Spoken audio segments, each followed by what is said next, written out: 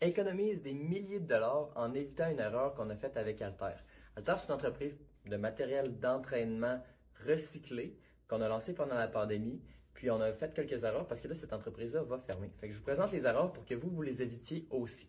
En gros, un des produits qu'on voulait lancer mais qu'on n'a pas réussi à lancer, c'est un sandbag, un sac d'entraînement avec des poignées qui permettent de faire différents exercices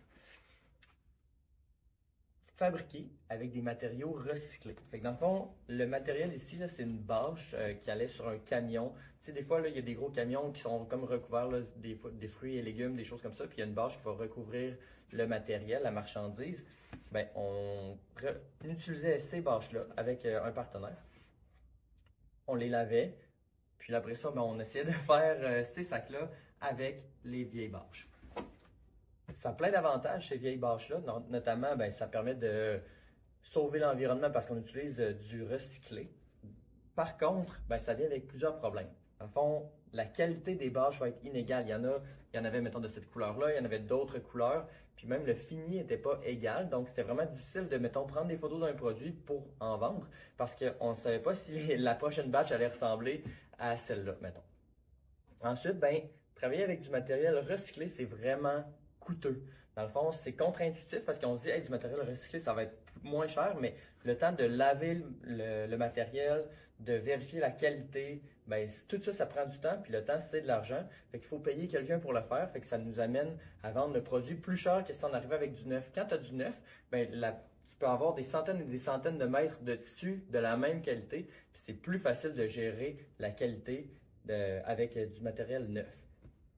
Puis finalement, ben, on a sous-estimé le temps que ça allait prendre de travailler avec du matériel qui est comme plus costaud, si on veut. Tu sais, c'est pas du tissu flexible comme du Cordura ou des choses comme ça. Fait que c'est du tissu vraiment plus rigide.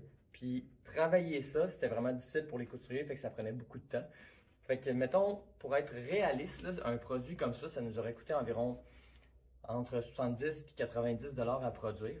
Fait que pour le vendre à un détaillant, il aurait fallu nous, on le vende à un détaillant, mettons, 140 dollars, qui lui fasse sa marge.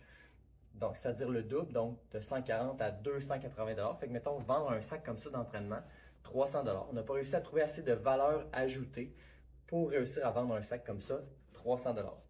On avait quand même des idées. Je donne un exemple. Il y avait des petites poches internes sur lesquelles on mettait des poignées. Ça nous permettait de faire un sac d'entraînement, mettons, dans lequel il y avait des poids de 5 livres, de 10 livres, de 20 livres, puis ton sac complet qui aurait pesé, mettons, 40 ou 50 livres.